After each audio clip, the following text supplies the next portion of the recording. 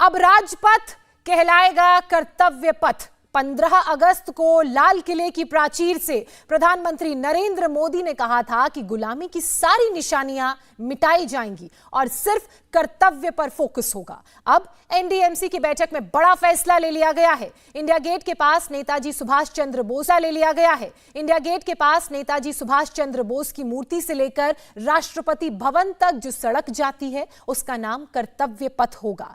यही नई संसद यहां पर बन भी रही है।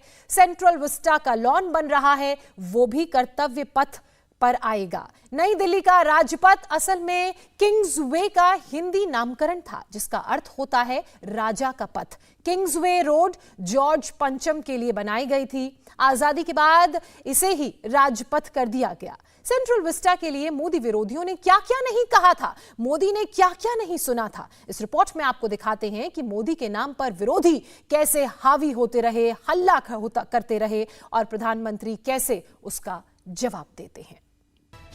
सेंट्रल विस्टा में नरेंद्र मोदी ने ये सब बनवाया है, जबकि विरोधी ये कहते नहीं थकते कि प्रधानमंत्री यहां मोदी महल बनवाने वाले हैं।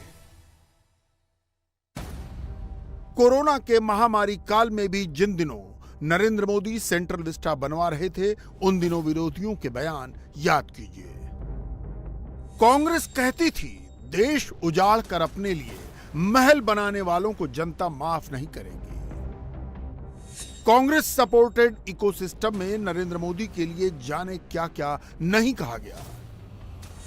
राहुल गांधी ने लिखा था सेंट्रल विस्टा जरूरी नहीं है और ये पब्लिक के पैसे का क्रिमिनल वेस्टेज है। नरेंद्र मोदी के इस प्रोजेक्ट को रोकने के लिए कोर्ट तक घसीटा गया।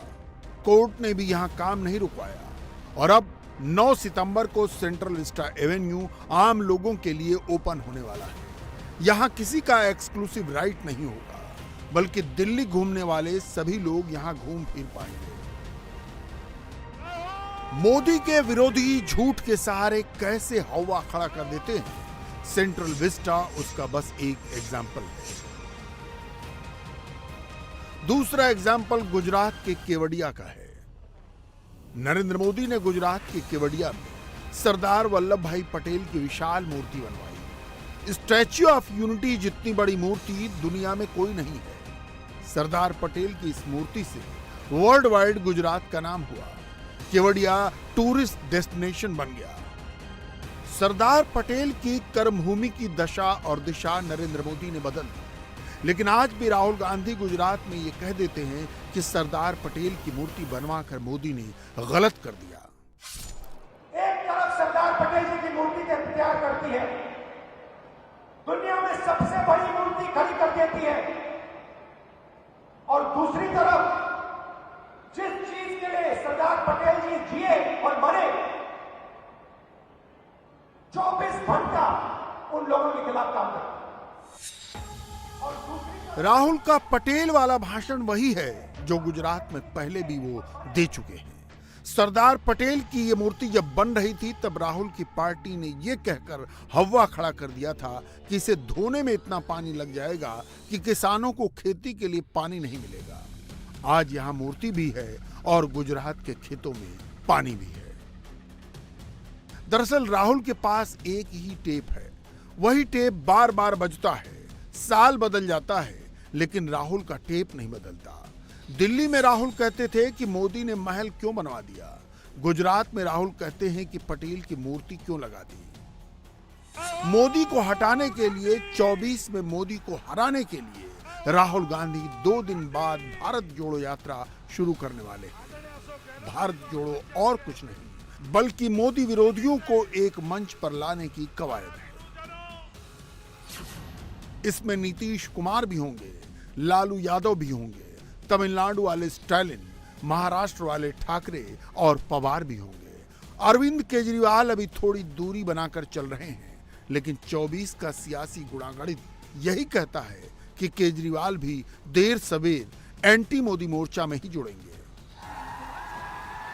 केजरीवाल ने फिलहाल अपना सारा फोकस गुजरात पर लगा रखा है, जहां इसी साल इलेक्शन है। गुजरात में राहुल की पार्टी से ज्यादा केजरीवाल की पार्टी की चर्चा है और पिछले कुछ दिनों से यहां मेधा पाटकर का नाम हेडलाइन में है। मोदी जी नर्मदा का पानी कच्छ के खावड़ा तक लेकर गए। अगर गुजरात में मोदी जी भगीरथ बनकर ना आते और नर्मदा का पानी कच्छ तक न पहुंचाते तो ये विकास संभव ही नहीं था। मगर आजकल कुछ लोगों ने एक नई शुरुआत की। नर्मदा का विरोध करने वाली मेघा पाटकर को पिछले दरवाजे से गुजरात की राजनीति के अंदर एंट्री करने की शुरुआत करी। मैं गुजरात के युवाओं को पूछना चाहता हूं, जिन्होंने नर्मदा योजना का विरोध किया, जिन्होंने गुजरात के विकास का विरोध किया, उनको गुजरात में एंट्री आप करने देंगे क्या? जोर से बोलिए, करने देंगे क्या?